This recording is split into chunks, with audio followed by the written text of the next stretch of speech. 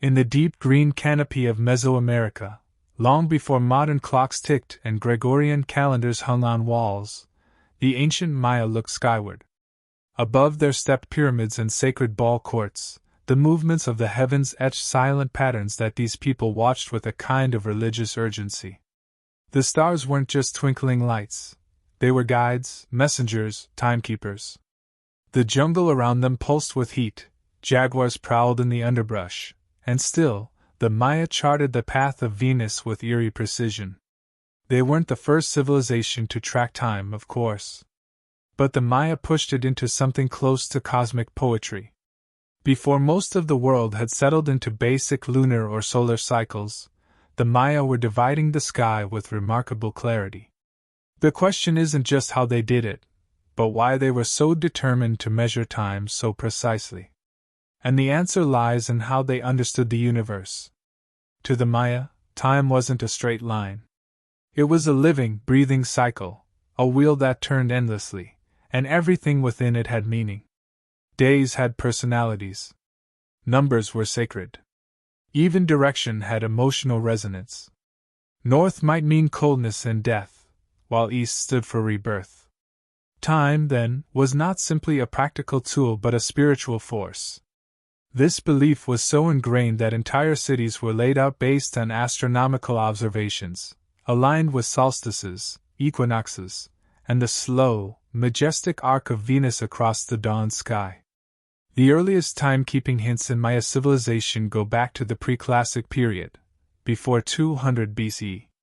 During this time, in places like Izapa and El Mirador, stone stelae began to appear bearing glyphs, early forms of what would become a complex hieroglyphic script. These inscriptions weren't random. They were attempts to lock down time, to immortalize events and link them to specific dates. Some of the earliest known Maya stelae record both historical happenings, like a ruler's accession, and cosmological ones, like the completion of a time cycle. What's fascinating is how obsessed they were with the precision of these records. A single day miscounted wasn't just an error, it was a disruption in cosmic balance. Time was a dance between gods, stars, and men, and the Maya saw themselves as participants, not just observers. This obsession with precision led them to develop a set of counting systems that were entirely unique. They adopted a vigesimal, base 20, numbering system, unlike the base 10 most of the world uses today. Their numbers were constructed using dots and bars, simple, elegant, and versatile. This numerical framework eventually became the foundation for their calendar systems, allowing them to calculate enormous spans of time and predict astronomical events centuries in advance. They didn't just watch the skies, they built tools to record what they saw. The earliest observatories weren't telescopes, but stone buildings with narrow slits or sight lines that aligned with celestial events. In cities like Uxmal and Köpen, these alignments weren't accidents. They were intentional, architectural declarations. We understand the cosmos. We belong to its rhythm.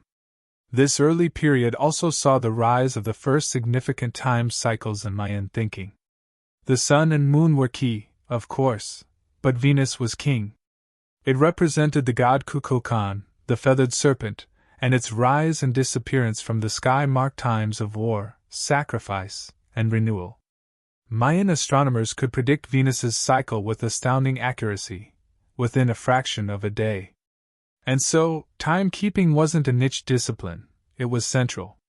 Priests were trained in calendrical calculations the way warriors were trained in combat. These day keepers memorized vast spans of dates, could recite previous ages, and often served as royal advisors. A good day keeper didn't just tell you what day it was, he told you what it meant. Was it a good day to plant? A cursed day for marriage? A destined day for kingship?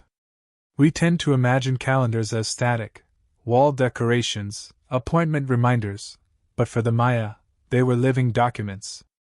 Their early fixation on marking and measuring time wasn't academic, it was essential. It allowed them to understand their gods, to order their society, and to write their own history in stone.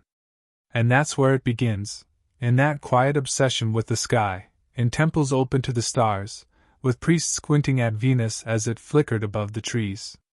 They weren't just watching time. They were building something, 3 interlocking calendars that would become the soul of their civilization. By the time the Maya had fully developed their calendar system, it was anything but simple. In fact, it was 3 calendars in one, 3 spinning gears interlocked in a divine mechanism that governed everything from farming and festivals to war and coronations. Each calendar served a different purpose, and yet they worked together seamlessly, like the workings of a giant cosmic clock. First, there was the Tzolk'in, the sacred calendar. It consisted of 260 days, no more, no less. Why 260? Historians and astronomers still debate it. Some say it reflects the average human gestation period. Others link it to the agricultural cycle in parts of Mesoamerica. But to the Maya, it didn't need a scientific rationale. It was a spiritual truth. The Tzolk'in combined 20 named days with 13 numbers.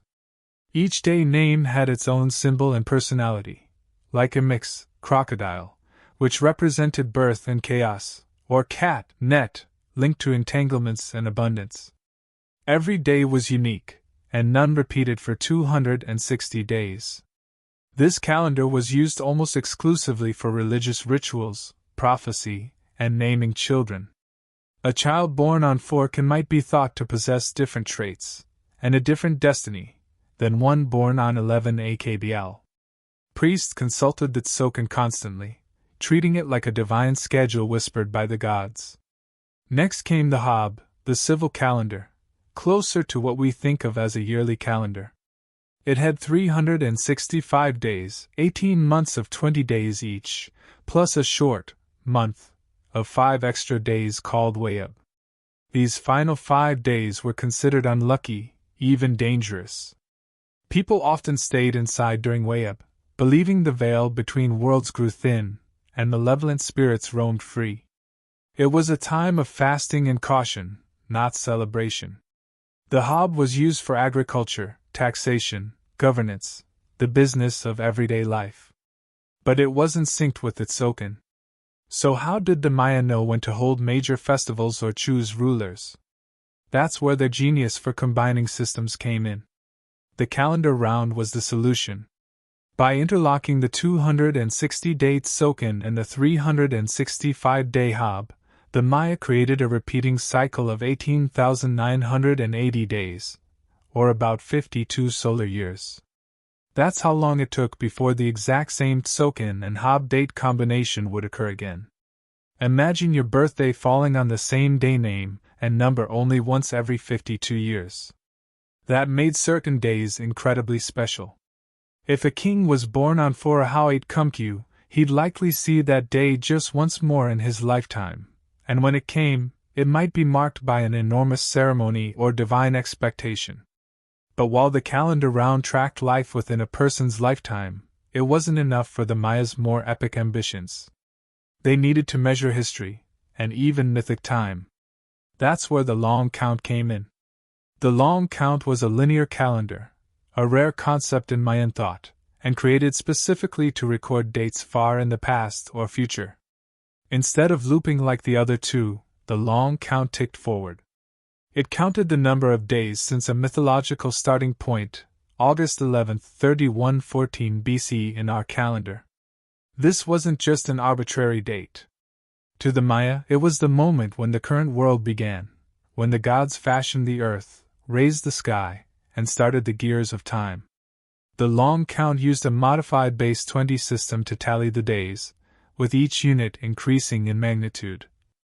1 kin equals 1 day. 1 wynal equals 20 kin. 1 ton equals 18 wynal, 360 days. 1 katon equals 20 ton. 1 bakton equals 20 katon. Why 18 wynal instead of 20 for a ton? It brought the ton closer to a solar year, one of the many small mathematical decisions that revealed their cleverness. With the long count, the Maya could pinpoint events thousands of years apart with stunning accuracy. A date like 13.0.0.0.0 wasn't just symbolic, it marked a real position in time, December 21st, 2012 C, a day that would later be badly misunderstood by modern media and conspiracy theorists. But we'll get to that later. Each of these calendars, the Tzolk'in, the Haab, the long count, had its own rhythm, its own logic. But the Maya didn't treat them separately. They layered them, wove them together like threads in a cosmic textile. An event might be recorded simultaneously in all three systems. On 8 Chikshan 3 Pop, in the long count 9.15.10.0.0.0, the king of Kolpin ascended the throne. That's like having a date stamped with 3 clocks, each tracking a different truth. The Maya carved these dates into stelae, lintels, and temple walls. They weren't just documenting history, they were declaring the moment's sacred alignment. And for the people who lived under these calendars, time was not just a backdrop. It was an active player, a force to be reckoned with. Each day was alive. Each combination had weight. And so the gears turned. Sacred, civil, and cosmic time clicked forward together, shaping a worldview where nothing was random, and everything, every harvest, every battle, every birth, had its appointed place in the grand machinery of the universe. With its Tzolk'in and Haab calendars tightly woven into everyday life, the Maya needed a way to connect those cycles over generations. Enter the calendar round, a brilliant mechanism that blended sacred and solar time into a grand, 52-year loop.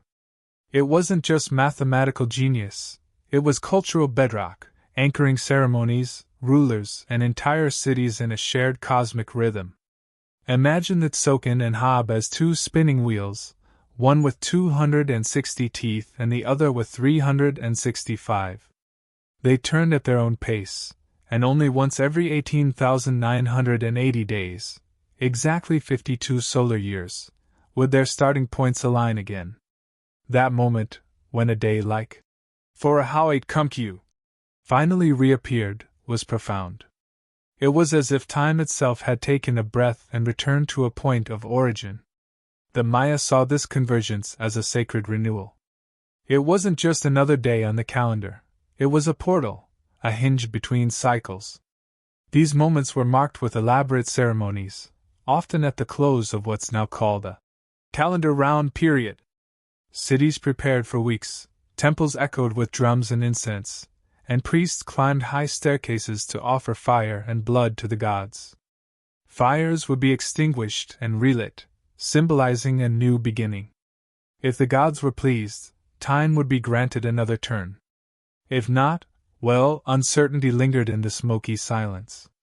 The Maya didn't take chances. This 52-year rhythm had massive social and political implications. It was close enough to touch a human lifespan, meaning that most people experienced just 1 or 2 full calendar rounds. That gave each turn a mythical weight. A king ascending the throne on the repeat of his birth date? That was divine timing. A drought arriving as a calendar round ended? That was a warning. In this way, the passage of time wasn't just observed, it was interpreted, woven into narrative and myth. Mayan rulers leaned into this. They didn't just say, "I am king." They declared, "I was born on this sacred day, and now the heavens have brought it back." It was celestial marketing, and it worked. The calendar round provided the architecture for Maya legitimacy, binding past and present with a ribbon of destiny. And remember, the Maya didn't think of time as a straight road. They saw it as a great wheel, always returning, always echoing itself. This belief shaped not only politics and ritual but even architecture. Pyramids and temples weren't just built as permanent monuments. Many were designed to mark key points in the calendar round, sunrises on solstices, the zenith passage of the sun, or Venus's rise as morning star. In Kolpin, for instance, Altar Q shows a line of 16 kings seated on the same stone, with glyphs recording their names and calendar round dates. It's not just a historical timeline, it's a map of sacred legitimacy, tracing each ruler's right to power through cosmic alignment. These monuments weren't just about the past. They were blueprints for the present and the future. Even everyday folks, farmers, artisans, traders, were touched by this calendar consciousness. Marriages were timed to auspicious dates. Corn was planted and harvested according to patterns observed across multiple calendar rounds. Midwives consulted the Tzolk'in and Haab when naming a child or interpreting their destiny, but the calendar round provided the framework that connected those identities to broader social moments. It wasn't all ceremony and mysticism. There was a practical edge, too. In an environment where seasons didn't change dramatically, like the temperate forests of the Yucatan, tracking time required more than watching the weather. The Maya used the calendars as predictive tools for rainfall, eclipse cycles, planting windows, and even warfare. They knew that certain days carried certain risks or opportunities, not because of superstition, but because generations of records, tied to calendar round dates, revealed patterns. This 52-year cycle also defined the limits of the written record in many local contexts. While the long count allowed for historical dating across millennia, most people interacted with time through the lens of the calendar round. That meant a stela reading, for a how it come you, might refer to dozens of possible dates, one every 52 years. To avoid confusion, scribes paired these with long count dates, especially for events of major significance. But for the rhythm of life, planting, marrying, mourning, the round was enough. And then there's the symbolism. 52 years isn't just mathematical, it's poetic.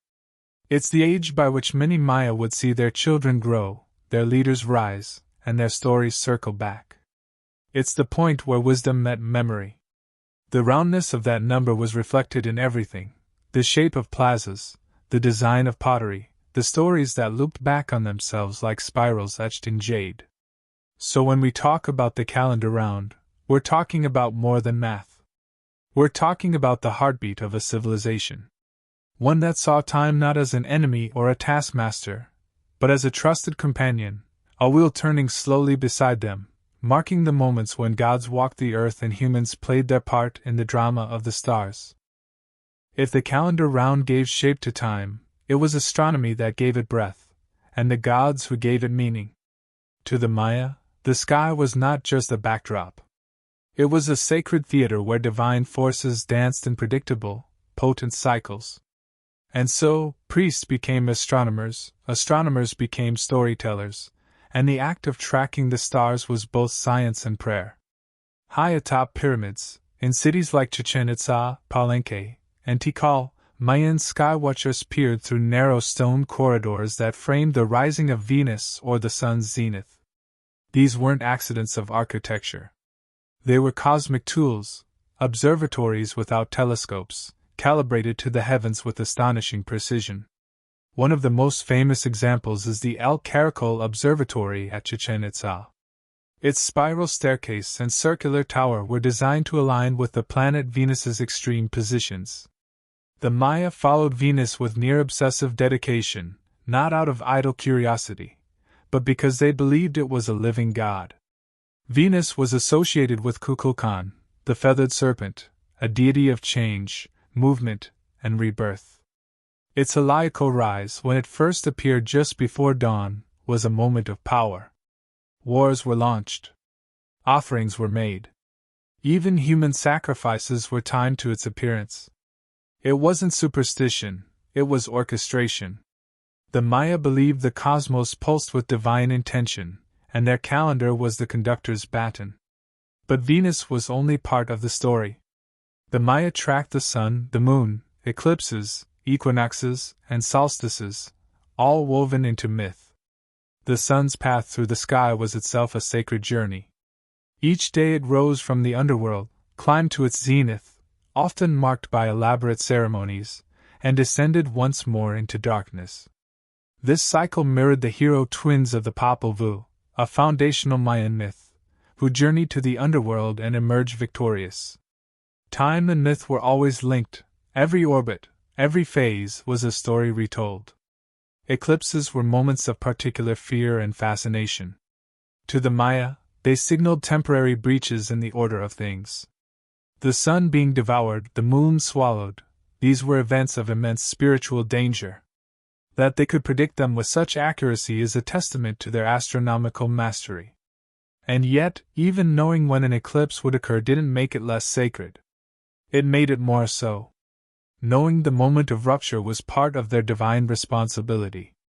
In fact, eclipses were recorded in codices, Maya bark paper books filled with glyphs and images. Though most were destroyed by Spanish conquistadors and missionaries, a few survived, like the Dresden Codex, which contains detailed tables of Venus's cycles and eclipses. It's not just a scientific document, it's a ritual guide, an almanac of the gods. Much of this astronomical work was tied directly to the long count calendar. The Maya used it not only to record history but to forecast future events tied to planetary motion. They understood that Venus had a 584-day cycle and that 5 of these cycles roughly equaled 8 solar years. They tracked the lunar synodic month to an error of less than a second. These weren't casual skywatchers. These were mathematicians, priests, philosophers, and they built their worldview on celestial precision. Even Jupiter and Saturn made appearances in their records, albeit less frequently. Their motions were slower, grander, and tied to longer-term cycles, which were useful for dynastic forecasting. If Venus was the herald of battle, then Jupiter and Saturn were the slow wheels of royal fate. This divine cosmology filtered into every aspect of life. Temples were often built to align with specific astronomical events. In Köppen, inscriptions detailed the exact day Venus reappeared after a long absence, noted with reverence. In Tikal, the Great Plaza aligns with the solstice sunrise. These weren't coincidences, they were conscious expressions of cosmic harmony. The cities themselves became living calendars, their stones marked with dates, their structures casting shadows at just the right angles, on just the right days. And it wasn't just about measuring, it was about meaning. The Maya believed that time carried purpose. A solar eclipse wasn't just a shadow on the earth. It was the gods signaling unrest. A perfect Venus alignment on a ruler's coronation day wasn't luck, it was fate made visible. The scribes and astronomer priests, who lived lives of seclusion and calculation, were among the most powerful people in the kingdom. Their words shaped royal decisions, predicted famines, and determined when blood should be spilled to feed the gods. You might imagine a frail figure hunched over bark paper scrolls, calculating moon phases by firelight. But in the Maya world, that figure held the keys to time itself. And yet, even with all this mastery, there was humility.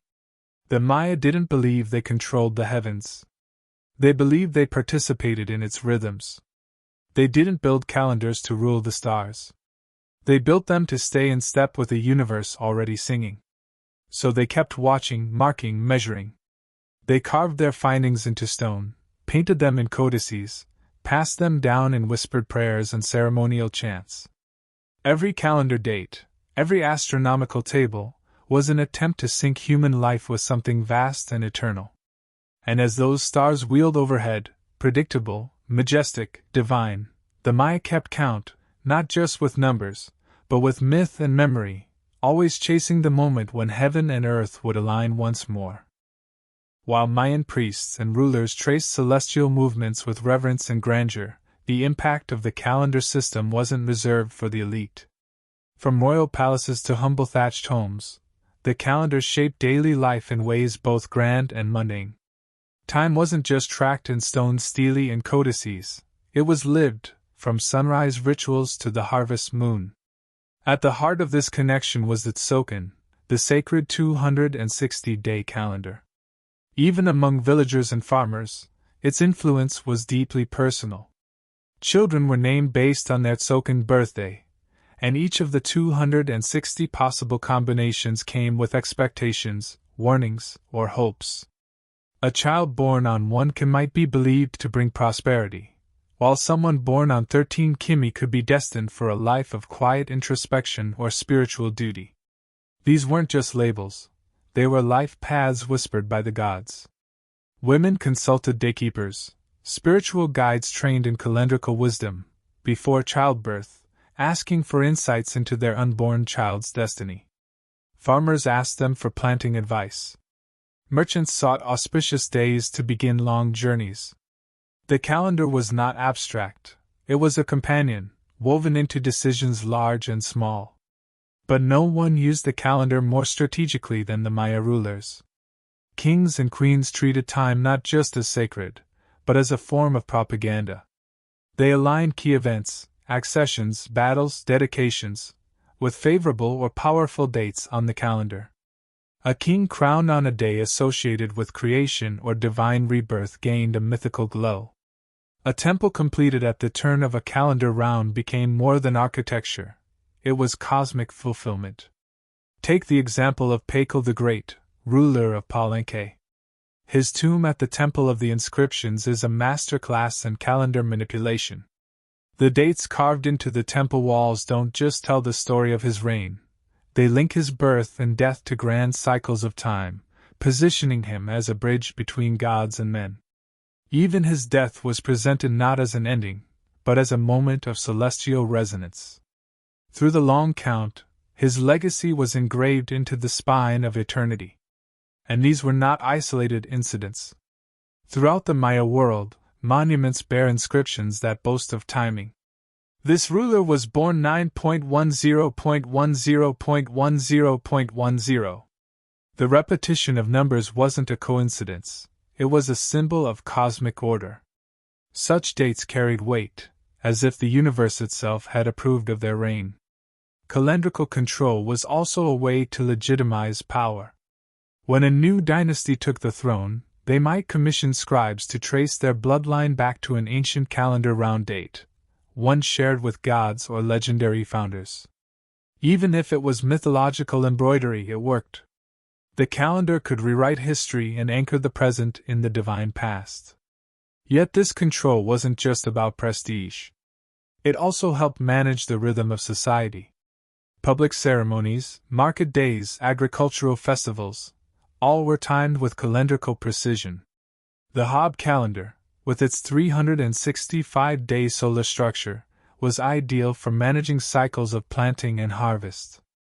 In a land with shifting rainfall and dense jungle climates, time wasn't just sacred, it was survival. And during the final 5 days of the Haab, the Wayeb, fear and superstition blanketed communities. Families stayed inside, refrained from cooking, and performed rituals to guard against the chaos of an unprotected world. The calendar gave structure to fear itself, setting a start and end to anxiety, and a ritual framework to respond. Calendrical specialists, or AJKIH, were treated with immense respect.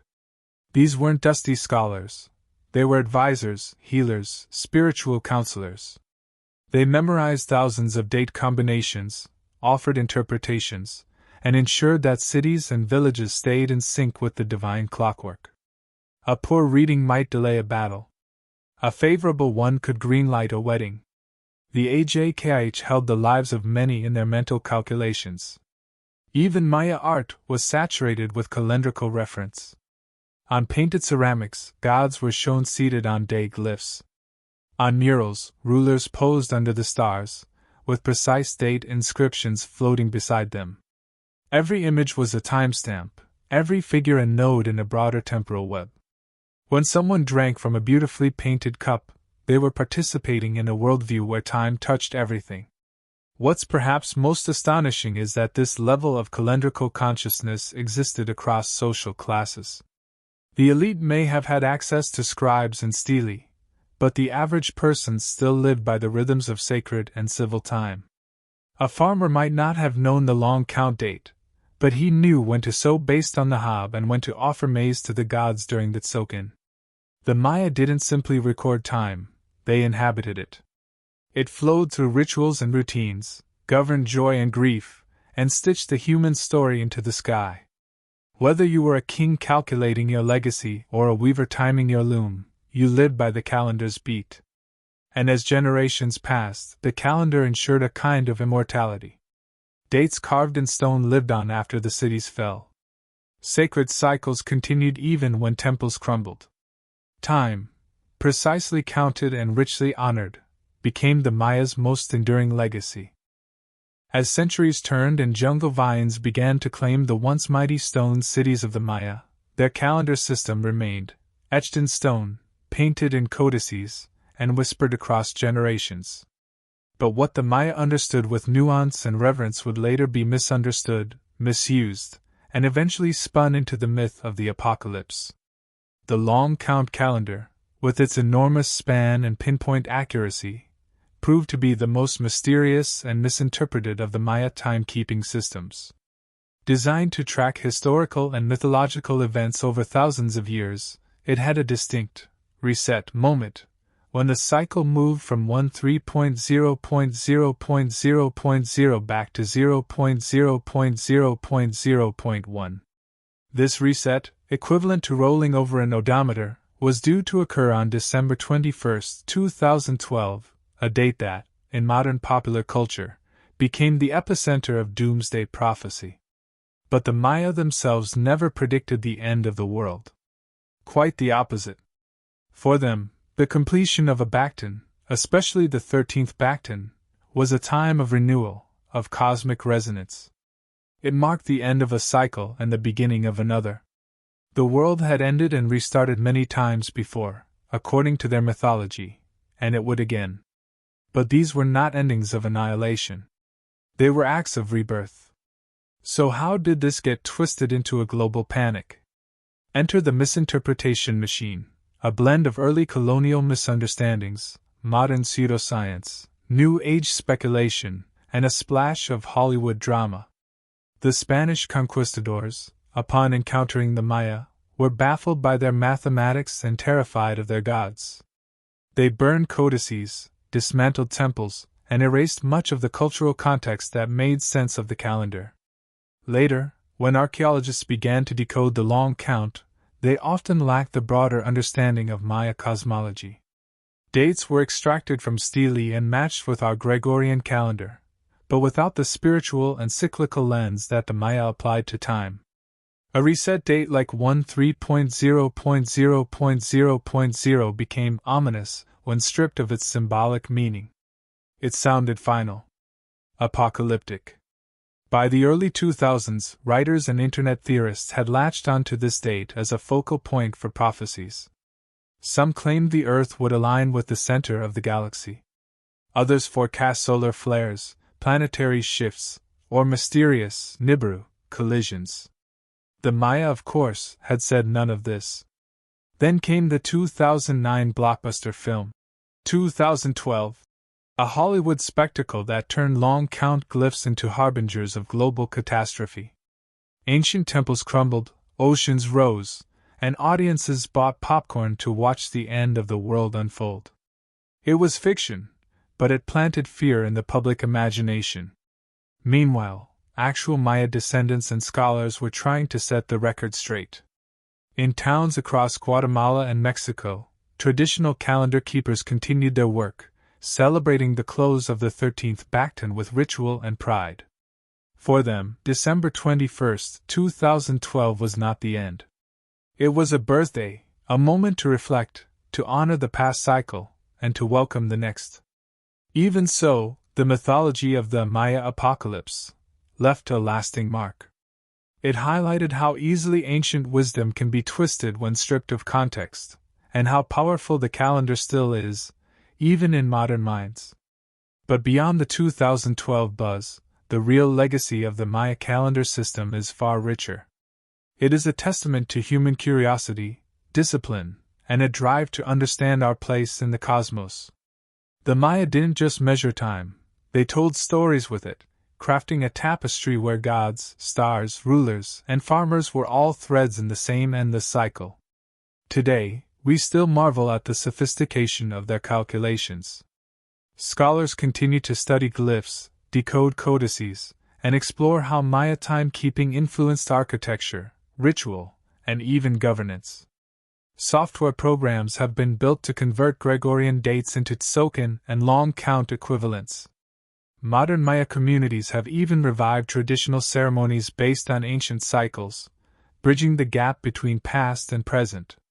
In a way, The calendar lives on, not just in textbooks or museum exhibits, but in the rhythm of ceremonies, the alignment of modern observatories with ancient temples, and the quiet awe of anyone who realizes just how advanced this system really was. Time, to the Maya, wasn't just a measurement.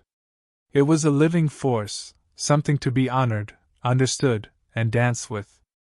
They didn't race against time. They walked alongside it. And maybe that's the lesson we've been missing. Rather than fearing its passage or trying to conquer it, what if we treated time as the Maya did, not as a ticking clock, but as a sacred companion, always circling back, always inviting us to begin again? The stones may crumble, but the calendar turns. And somewhere, deep in the jungle or high on a stepped pyramid, a priest still watches the stars, counting the days, listening for the next sacred alignment, just as his ancestors once did.